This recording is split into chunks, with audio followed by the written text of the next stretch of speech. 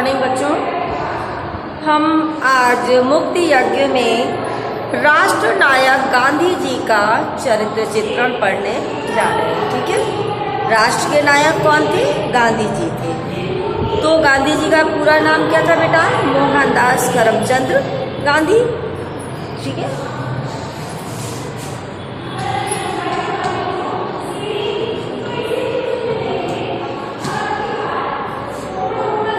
राष्ट्र नायक गांधी जी का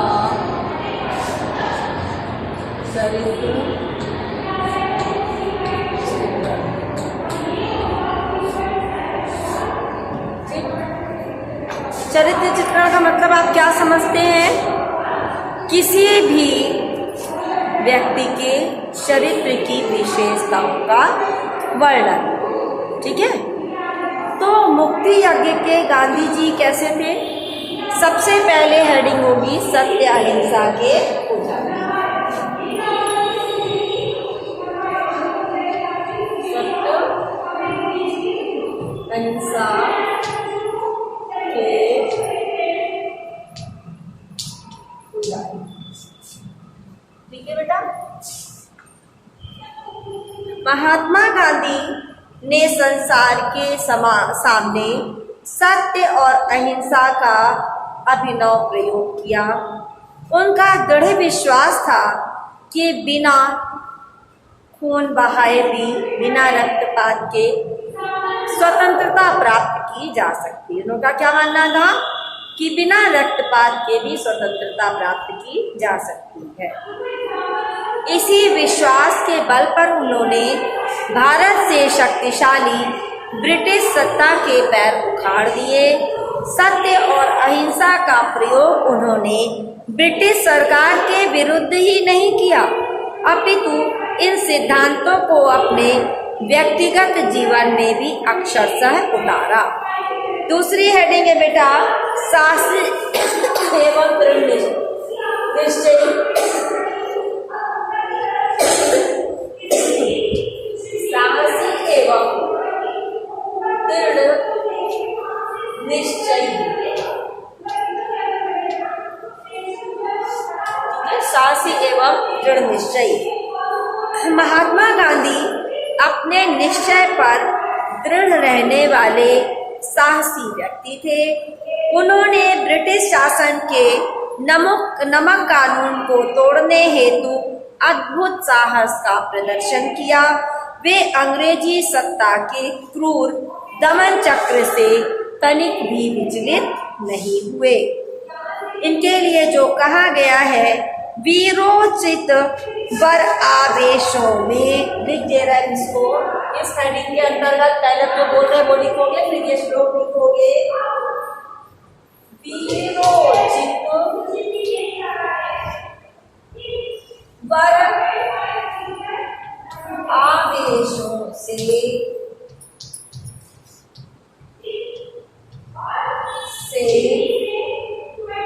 सुलग रहा था, सुलग रहा था बापू का मन, बापू का मन।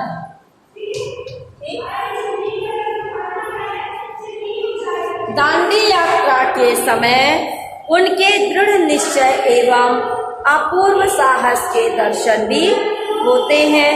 अब इसमें 4 पंक्तियां और लिखेंगे, आप लोग सुन के भी लिख सकते हैं, बड़े बच्चे हैं। प्राण त्याग दूंगा पथ पर ही, उठा सका मैं यदि न नमक कर, लौट न आश्रम में आऊंगा, जो स्वराज्य ला सका नहीं घर। इसके बाद तीसरी हेडिंग है महान जन नायक। महान जन नायक, इसको मिटा दे रहे हैं बेटा, दिक्कत ना हो आपको। नायक, ठीक है, लिख चुके होंगे आप जहां तक सबको उम्मीद है। महात्मा गांधी भारतीय जनता के सच्चे नेता थे। गांधी जी का भारतीय जनता के हृदय पर पूर्ण राज्य था। भारत की जनता ने उनके नेतृत्व में ही स्वतंत्रता की लड़ाई लड़ी और अंग्रेजों को यहाँ से भगा दिया। इसमें जो लेखक हैं उन्होंने कुछ लोग भी लिखे 20 जिन्हें हम लिखेंगे। मुट्ठी भर हड्डियां बुलाती, छात्र निकल पड़ते सब बाहर, लोग छोड़ घर द्वार मान पद, हंस हंस बंदी ग्रह भर देते। अर्थात बापू के एक आह्वान पर सारे छात्र बाहर निकल आते थे और लोग अपना घर मान पद प्रतिष्ठा सब छोड़ करके बंदी गृह में चले जाते थे। मानवीय गुणों से युक्त नेक्स्ट स्टडी है। मानवीय गुणों से किसको भी मिटाना पड़ता है बेटा, क्योंकि हमारा बहुत छोटा पड़ जाता है।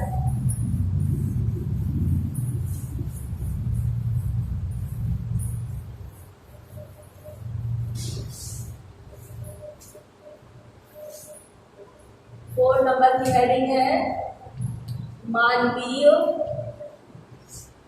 गुणों से युक्त। ठीक है, 4 नंबर की हेडिंग है। इसमें क्या लिखेंगे? महात्मा गांधी दया, करुणा, त्याग, प्रेम, इंद्रिय संयम, मानवता के प्रति सच्चे प्रेम, विश्व बंधुत्व एवं वीरता के गुण से कूट कूट के भरे हुए थे। उनके अंदर ये सारे गुण कैसे थे? कूट कूट कर भरे हुए थे। इन्हीं गुणों, महात्मा गांधी के इन्हीं गुणों पर सैकड़ों नर नारी नतमस्तक हो गए। इसके लिए एक श्लोक भी लिखेंगे। झोंक आग में तन के कपड़े, गिरते पद पर पागल स्त्री नर। ठीक है, गिरते पग पर पागल स्त्री नर, भेद कभी इतिहास कहेगा, कौन पुरुष चला युग भू पर। इसके बाद हेडिंग है समदर्शी।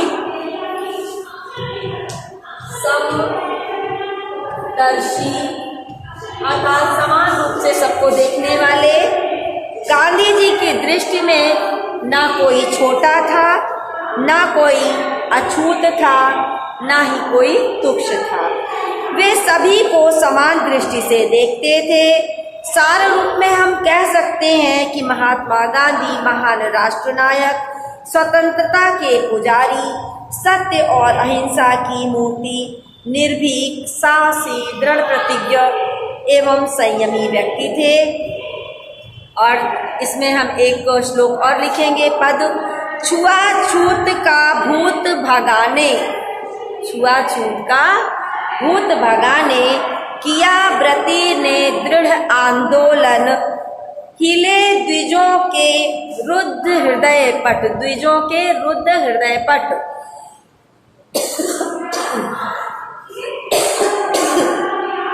खुले मंदिरों के जड़ प्रांगण। उन्होंने क्या किया था कि मंदिरों के जो बंद पट थे, जहाँ छुआछूत की भावना थी, ऊंच नीच की, उन सबों को सभी के लिए बराबर खोल दिए। वहाँ सभी का जाना जो है उचित करार दे दिया। अहिंसक मानवतावादी। 6 नंबर में है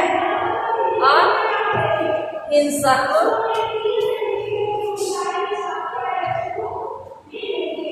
मानवतावादी।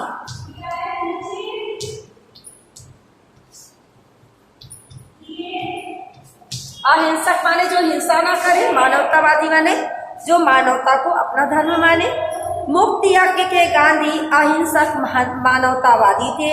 उनका विश्वास था कि हिंसा से हिंसा और घृणा से घृणा पर विजय नहीं प्राप्त की जा सकती।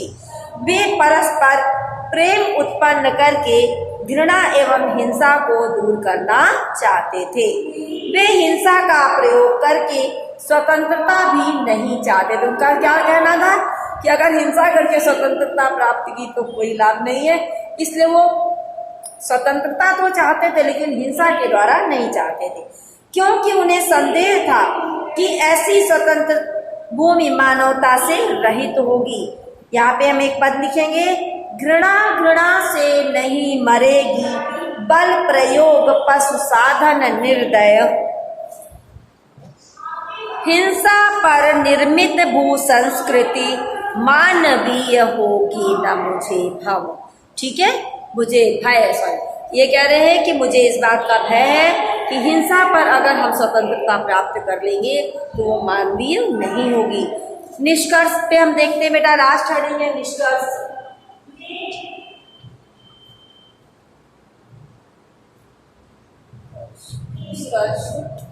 निष्कर्ष रूप में हम देखिए क्या कहते हैं। इस प्रकार प्रस्तुत खंड काव्य में गांधी जी के व्यक्तित्व से संबंधित गुणों की तुलना करके परंपरागत मान्य स्वरूप से करने पर यह ज्ञात होता है कि उनमें सभी लोक कल्याणकारी गुणों का समावेश करते हुए कवि ने उनके चरित्र को एक उज्जवल नवीन रूप प्रदान किया है, जो अत्यंत प्रखर एवं प्रकाशवान है। बेटा इसी में हम मुक्ति यज्ञ खंड काव्य का उद्देश्य भी पढ़ते हैं। ध्यान दीजिएगा कि प्रस्तुत खंड काव्य में, अब यहाँ पर हम क्या हेडिंग डालेंगे, मुक्ति यज्ञ खंड काव्य का उद्देश्य।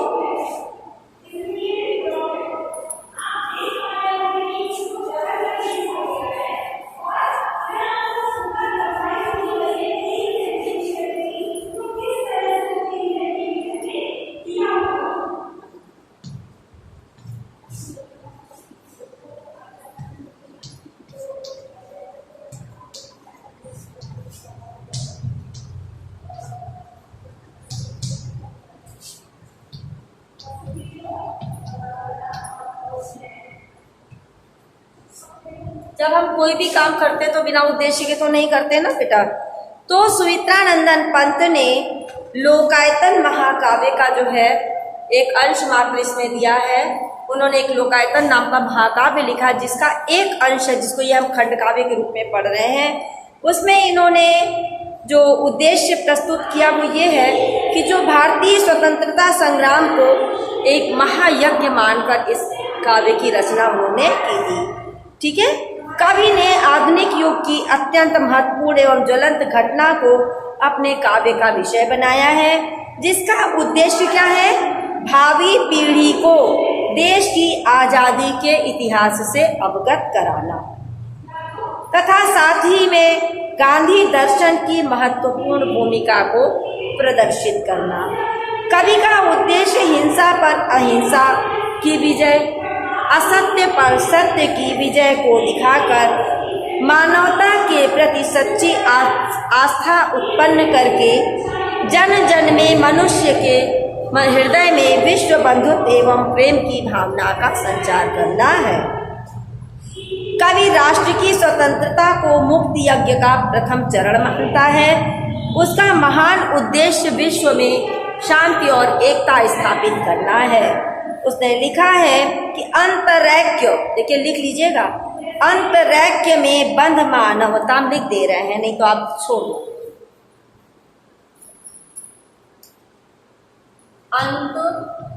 अंतरैक्य में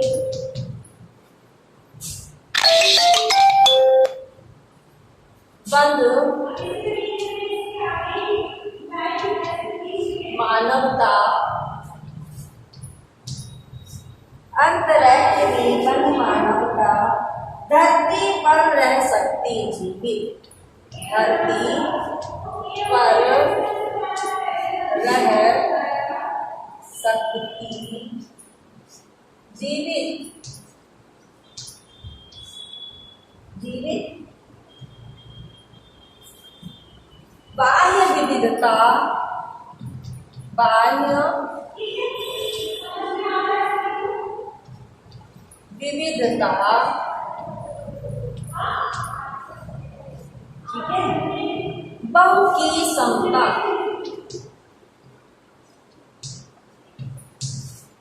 समता जिसके बल पर ही अवलंबित, जिसके बल पर ही अवलंबित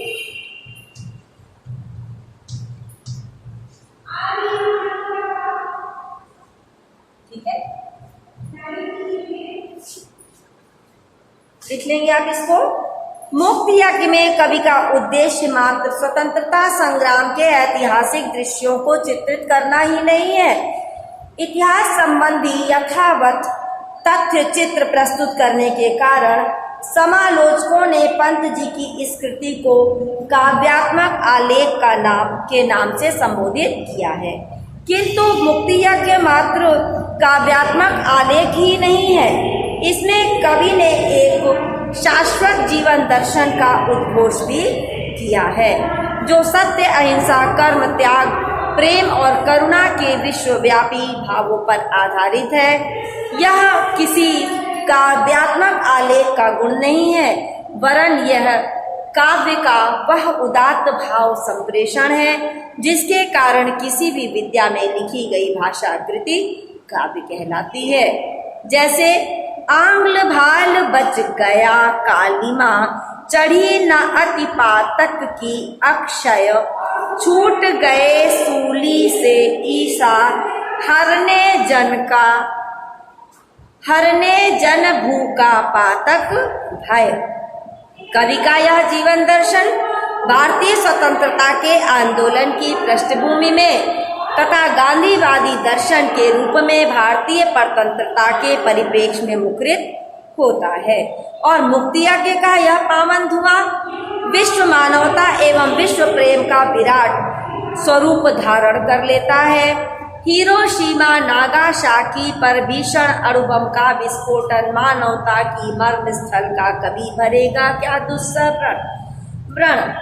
कवि ने बलाक्रांत पीड़ित विश्व मानवता की रक्षा के लिए सत्य, अहिंसा, प्रेम तथा करुणा आदि पर आधारित मानवीय दर्शन को स्वर दिया है, और उसके प्रणेता के रूप में गांधी जी का उल्लेख करते हुए उसके दर्शन को मानवतावाद से जोड़ा है। कवि का कथन है, मानव आत्मा की विमुक्ति की भारत मुक्ति प्रतीक असंशय,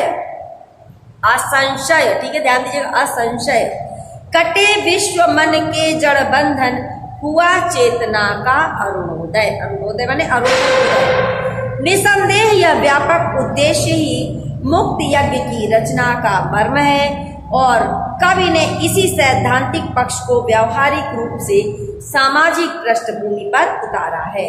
गांधीवाद की इसी सैद्धांतिक विचारधारा को माध्यम बनाकर कवि ने विश्व बंधुत्व और मानवतावाद की स्थापना की है। बेटा, यही कवि का उद्देश्य था। आप सभी इसको कॉपी में जरूर लिखेंगे। Thank you.